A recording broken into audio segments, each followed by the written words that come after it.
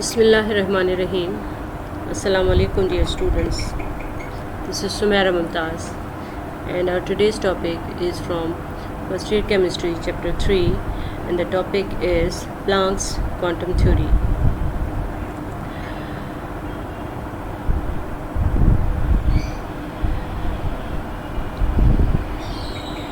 Atom के fundamental particles की discovery के बाद सबसे बड़ा क्वेश्चन ये था कि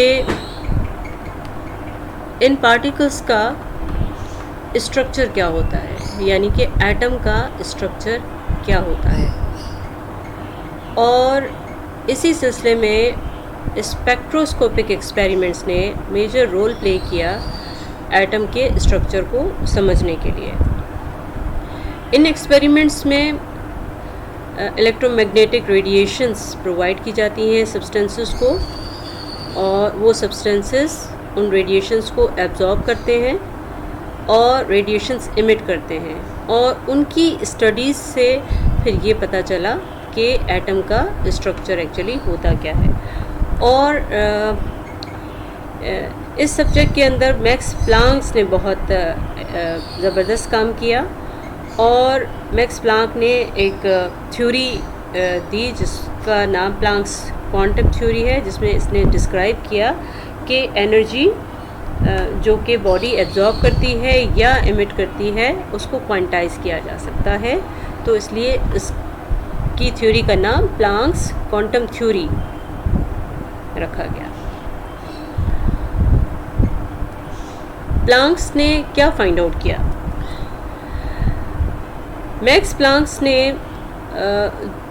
जो इलेक्ट्रोमैग्नेटिक रेडिएशंस प्रोवाइड की किसी भी सब्सटेंस को, और वो रेडिएशंस बॉडी ने एब्जॉर्ब की और उसके बाद फिर इमिट की, तो उसकी स्टडीज़ से मैक्स प्लांक ने ये फाइंड आउट किया कि कोई भी बॉडी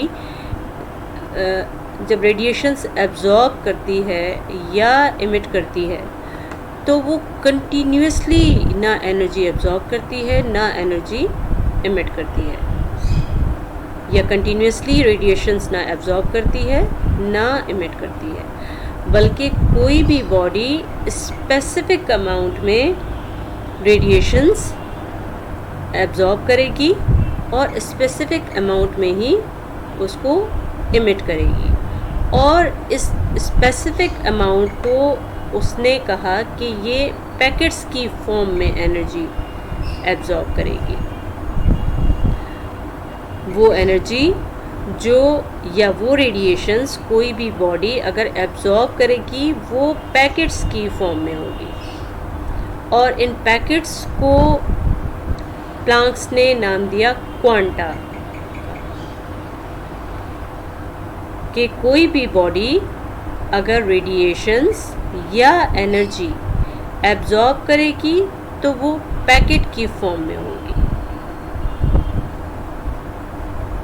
और ये कंटिन्यूस एनर्जी ना एब्जॉर्ब करेगी ना एनर्जी एमिट करेगी। According to Planck's quantum theory, amount of energy is directly proportional to the frequency.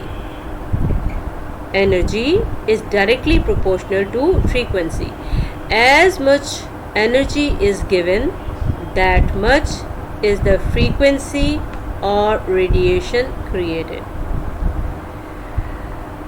Energy is directly proportional to nu कहा जाता है। Nu is the sign of frequency.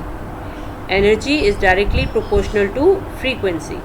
If we replace sign of proportionality with equal sign, अगर ये हम sign of proportionality हटा दें और इसकी जगह पे equal sign रख दें तो ये इस तरह से हो जाएगा E energy is equal to H nu।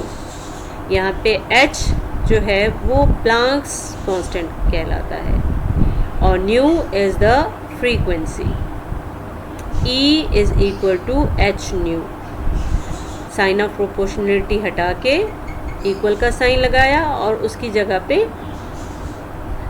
Planck's constant लगाया, और यहाँ पे प्लांक्स कांस्टेंट जो कि h है that is equal to 6.626 exponential minus 34 joules second होगा। और इसको अगर कन्वर्ट करें तो this is 6.626 exponential minus 27 ergs seconds होगा। h nu is regarded as packet of energy. जो स्पेसिफिक अमाउंट में एनर्जी एब्जॉर्ब होगी या एमिट होगी उसको पैकेट ऑफ एनर्जी कहेंगे, और h nu is the packet of energy. यानी कि कोई भी बॉडी अगर एनर्जी एब्जॉर्ब करेगी या एनर्जी एमिट करेगी वो पैकेट्स की फॉर्म में होगी। अब वो पैकेट एक भी हो सकता है, वो पैकेट दो भी हो सकते हैं, वो पैकेट तीन भी हो सकते हैं। तो h nu is regarded as packet of energy और इसको कहते हैं क्वांटम।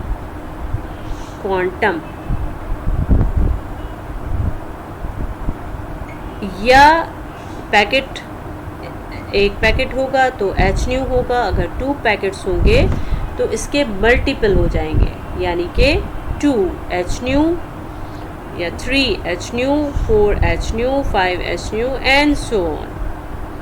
तो ये पैकेट्स ऑफ एनर्जी में कोई भी सब्सटेंस एनर्जी एब्जॉर्ब करेगा या एनर्जी एमिट करेगा या रेडिएशंस एब्जॉर्ब करेगा या रेडिएशंस एमिट करेगा। और इस पैकेट ऑफ एनर्जी को h न्यू को क्वांटम का नाम दिया और इसके मल्टीपल्स या इसका प्लूरल जिसको कहा जाए उसको हम कहेंगे क्वांटा, उसको क्वांटा का नाम दिया। यानी energy can be absorb by the body can be quantum और इट्स मल्टीपल कॉल्ड क्वांटा। और ये मल्टीपल 2 भी हो सकता है, 3 भी हो सकता है, 4 हो सकता है, 5 हो सकता है एंड सो ऑन, और उससे ज़्यादा भी हो सकता है। According to Planck's energy can be absorbed और इमिटेड और गेन्ड और lost by the atom not in continuous manner. कोई भी एटम, अब यहाँ पे एटम की बात हो रही है, कोई भी एटम एनर्जी एब्जॉर्ब करेगा या रिसीव करेगा या एमिट करेगा तो वो कंटिन्यूसली नहीं करेगा। इट कैन बी एब्जॉर्ब्ड और इमिटेड और गेन्ड और लॉस्ट इन स्पेसिफिक अमाउंट। वो स्पेसिफिक अमाउंट में एनर्जी एब्जॉर्ब करेगा कोई भी एटम या एमिट करेगा। एनर्जी एब्जॉर्ब्ड और emitted is in the form of packets and can be said quantized, in which packet of energy is h nu।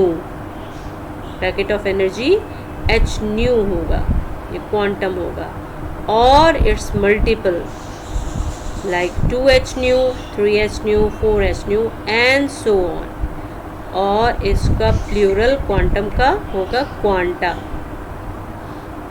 तो इसलिए प्लैंक्स ने जो फाइंड आउट किया कि energy can not be absorbed और emitted by any atom in continuous manner but it can be absorbed और emitted in the form of packets specific amount, and that specific amount is equal to h nu or its multiple, that is called quantum and its multiple can be said as quanta। तो यहाँ से किसी भी atom के structure का अंदाज़ा हुआ। Electromagnetic radiation different atoms different radiations absorb करेंगे फॉर्म ऑफ पैकेट्स की सूरत में और उसी हिसाब से इमिट करेंगे।